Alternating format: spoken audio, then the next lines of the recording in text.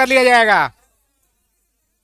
Mobile जो निकालेंगे mobile जब्त कर लिया जाएगा। आइए, पुनर्जागरण हेडिंग है। पुनर्जागरण कहिए चाहे प्रबोधन कहिए, और अगला सप्ताह विश्व इतिहास से ही फाइनल कर देंगे। प्रबोधन हम जो नहीं लिखेंगे, खाली बोलेंगे समझाएंगे, वो क्वेश्चन पूछेंगे। पुनर्जागरण प्रबोधन बढ़िया से सुन लीजिए, समझ लीजिए। पुनर्जागरण का मतलब होता है ऐसा नहीं कि सोए थे भोर में जग गए तो पुनर्जागरण ना, रात में सोए जग गए पुनर्जागरण नहीं। पुनर्जागरण का मतलब पहले मानव सिर्फ और सिर्फ अपना खाता पीता जीवन बिताता, अंत कर देता रहता, भविष्य के लिए कुछ छोड़ता नहीं था। मतलब ये नहीं सोचता था कि प्रकृति का शोषण कर रहे हैं कि दोहन कर रहे हैं, सब कोई मतलब नहीं। भविष्य के लिए आविष्कार कर रहे हैं, माने चंद्रयान 2 जाए कि 3 जाए, इसे कोई मतलब नहीं था। जब पुनर्जागरण का प्रारंभ हुआ तो मानव आविष्कार करने लगा, खोज करने लगा, जिससे कल्याण हो।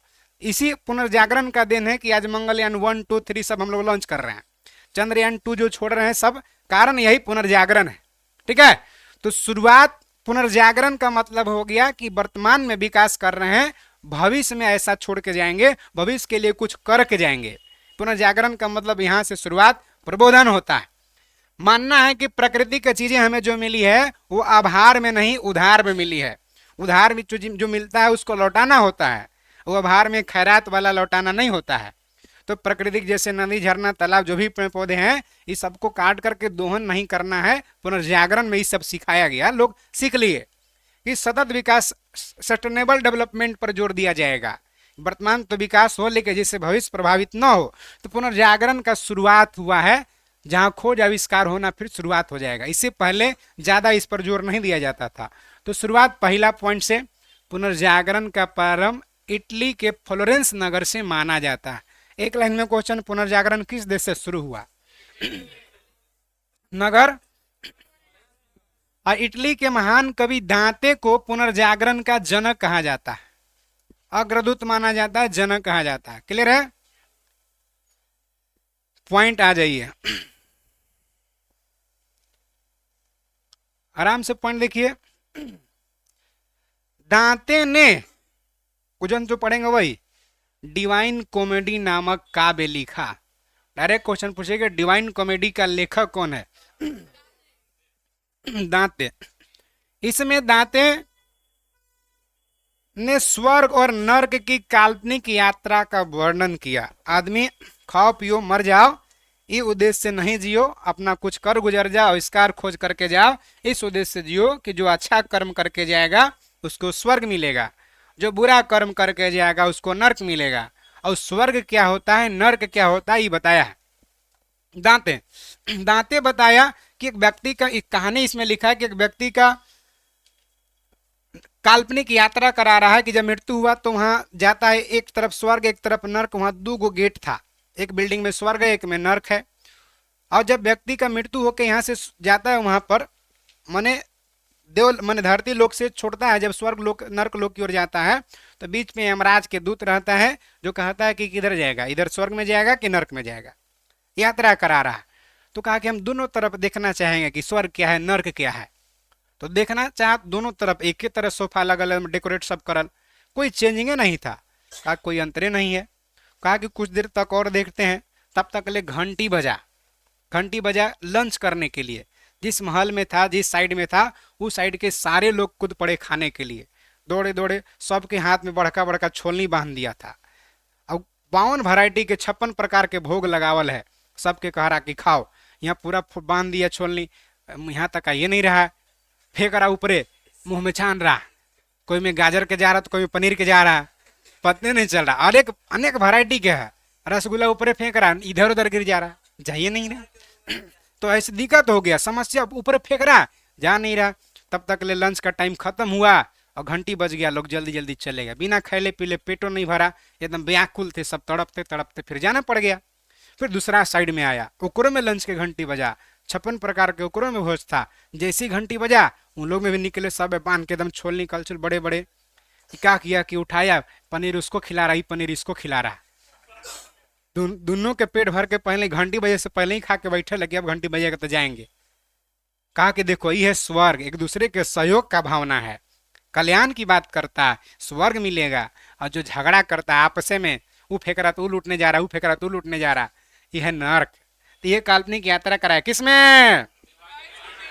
चलिए, दांते के बाद पुनर्जागरण की भावना का पदश्रय देने वाला दूसरा व्यक्ति पेट्रोक है।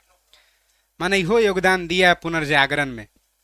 ठीक है, पेट्रोक इटली के ही था। मानववाद का संस्थापक माना जाता है। मानव ही मानव का कल्याण करे, मानव ही मानव का कल्याण सोचे। मानववाद का जनक किसको माना है? पेट्रोक को। कोई दिक्कत तो नहीं ना है? चलिए, पेट्रोक क्लियर हो गया। अगला पॉइंट देखिए, बोकेसियो इटली का ही व्यक्ति है। इसकी प्रसिद्ध पुस्तक डेकामेरोन है। डेकामेरोन का लेखक कौन है? बोकेसियो। आधुनिक विश्व का पहला राजनीतिक चिंतक है मैकियावेली। कौन है? मैकियावेली को माना जाता है। इसकी प्रसिद्ध पुस्तक है द प्रिंस। द प्रिंस का लेखक कौन है? जो राज का एक नया चित्र प्रस्तुत करता है कि राजा का क्या गुण होना चाहिए, इसमें बताता है। किसमें? मैकियावेली में। द प्रिंस में मैकियावेली बताता है। सेम इसी प्रकार से भारत में एक अर्थशास्त्र पुस्तक लिखे चाणक्य, जो भी राजा का राजत्व के बारे में बताए कि राजा का एक साम दाम दंड भेद सब गुण होना चाहिए, जैसे इसने बताया है। इसलिए भारत का मैकियावेली कह देते हैं किसको? चाणक्य को। आगे आ जाइए, आधुनिक राजनीतिक दर्शन का जनक मैकियावेली को कहा जाता है। पॉइंट क्लियर है? आगे आ जाइए। अब देखिए, इन लोग तो लेखक अपना लेखनी से पूरा पुनर्जागरण शुरुआत कर ले हैं, लेकिन पुनर्जागरण की भावना का पूर्ण अभिव्यक्ति इटली के 3 कलाकार को भी जाता है। इन लोग चित्र बना बना के पुनर्जागरण में योगदान दे रहा है। वो एक कलाकार थे लियोनार्डो दा विंची। अभी भी इसका महंगा महंगा पेंटिंग बिकता है। माइकल एंजेलो, राफेल, ये चित्रकार भी अपना मैंने कहिए कि फर्ज निभा रहा है। चित्रकार भी चित्र बना बना के पुनर्जागरण का प्रचार प्रसार कर रहा है। लियोनार्डो दा विंची एक बहुमुखी प्रतिभा संपन्न व्यक्ति है। मैंने कई क्षेत्र में इसको नॉलेज है। वह चित्रकार भी है, मूर्तिकार भी है, इंजीनियर भी है, वैज्ञानिक भी है, दार्शनिक भी है। समझ आ रहा? कभी गायक भी है। मैंने बहुमुखी है, इसमें ऑल इन वन है, एकदम फटाफट इंग्लिश की तरह। वह ध्यान देखिए, क्वेश्चन यह पूछेंगे, क्या कहा ही नहीं पूछेंगे। द लास्ट सपर किसका कृति है? मोनालिसा किसका कृति है? दोनों चित्र बनाया है लियोनार्डो दा विंची। राइट, ये दोनों के कारण चर्चित रहा है, प्रसिद्ध हुआ है। माइकल एंजेलो भी अद्भुत मूर्तिकार और चित्रकार था, यह कोई कम नहीं था। द लास्ट जजमेंट किसका कृति है? माइकल एंजेलो का। द फॉल ऑफ मैन किसका है? माइकल एंजेलो का है। आगे देख लीजिए, राफेल भी चित्रकार है, यह कोई कम नहीं था। राफेल भी इटली का एक चित्रकार था। इसकी सबसे बेहतर जो है चित्र किसका है? जीसस क्राइस्टस की माता मेडोना का चित्र कौन बनाया? राफेल बनाया।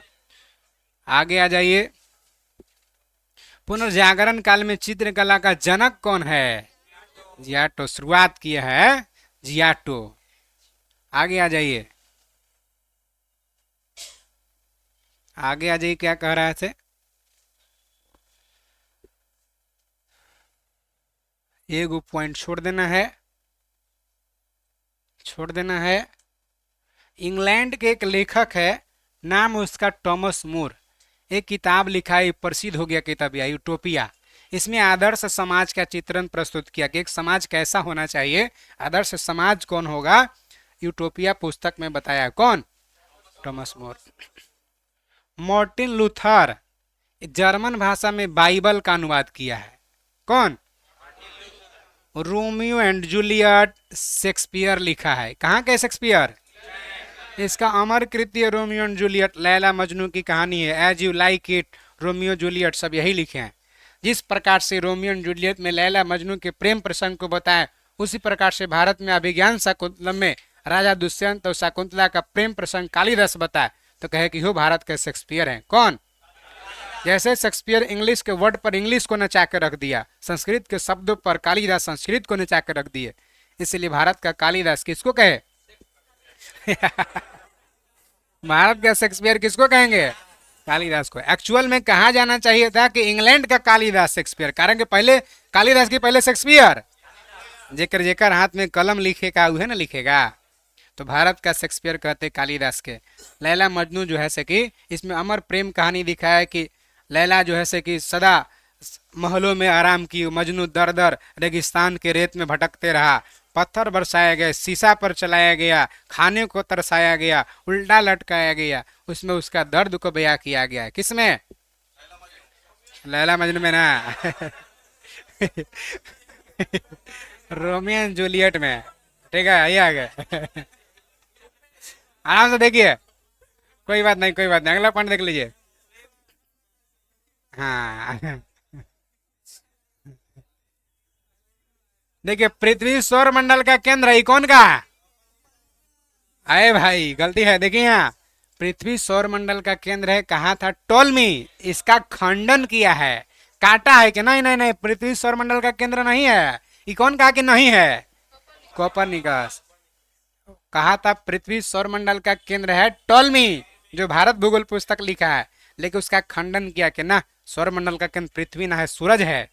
ये कोपरनिकस का है। ठीक है, आगे देखिए, खंडन किया और कहा, दोनों में अंतर है।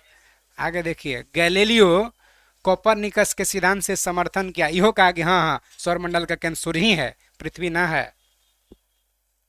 जर्मन के एक प्रसिद्ध वैज्ञानिक है केपलर। आराम से देखिए, ग्रह सूर्य के चारों ओर किस प्रकार घूमता है यह बताया, बतलाया कि, यहां से उठा लीजिए, माने यह बताया कि सूर्य अगर यहाँ है तो इसके चारों ओर इस तरह से ग्रह चक्कर लगाता, अंडाकार द्विवृत्ताकार ग्रह के पथ के बारे में बताया। कौन? यानी ग्रह गति नियम कौन दिया? केपलर।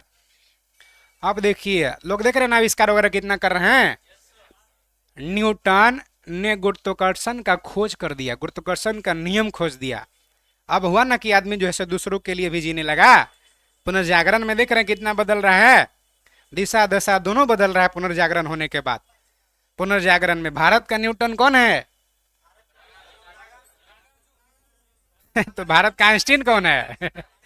भारत का न्यूटन ब्रह्मदत्त है, और भारत का आइंस्टीन नागार्जुन है, भारत का शेक्सपियर कालिदास है, भारत का मैकियावेली चाणक्य है। ये सब पूछेंगे कल हो। भारत का शेक्सपियर कालिदास, भारत का मैकियावेली चाणक्य, भारत का न्यूटन ब्रह्मगुप्त, भारत का आइंस्टीन नागार्जुन, ब्रह्मगुप्त, सॉरी ब्रह्मदत्त, ब्रह्मदत्त, गुप्त नहीं।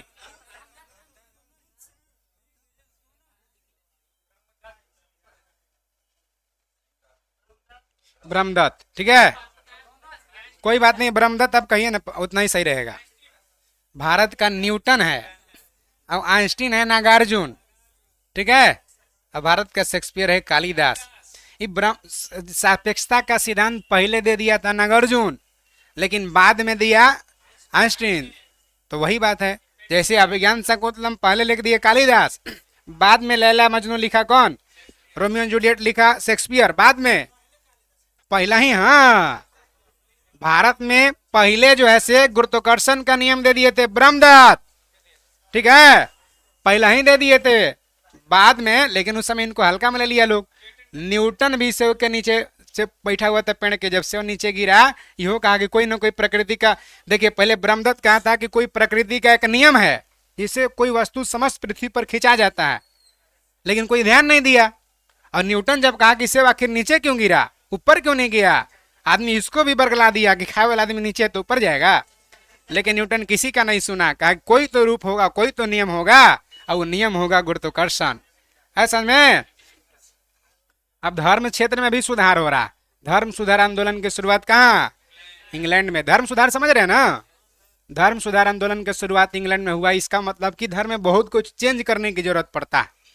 नहीं ऐसे अभी भी कहते हैं कि धर्म में सुधार हो रहा है, नहीं सुधार होता। पहले मान के चलिए, बहुत जो पहले मानते तो उतना मान रहा है अभी लोग, जितना पहले कठिन एकदम अपनाता तब उतना नहीं अपना रहा। अब सब मॉडिफाई हो रहा है। पहले बांस के सूप से अर्घ देते थे, अब पीतल के सूप से अर्घ दे रहे हैं। पहले मिट्टी के दिया जलाते थे, अब चाइनीज लाइट जलाते हैं। तो सुधार हो रहा है ये सब। अब गलत हो कि सही, सुधार हो रहा है ना, उसी प्रकार से ये सुधार हुआ है ना, समझे। जॉन विक्लिफ को धर्म सुधार का आंदोलन का प्रातःकालीन तारा कहा जाता है, बहुत ही सुधार किया होगा। आगे आ जाइए। अमेरिका का खोज, लेकिन आविष्कार करने लगे लोग, कोलंबस।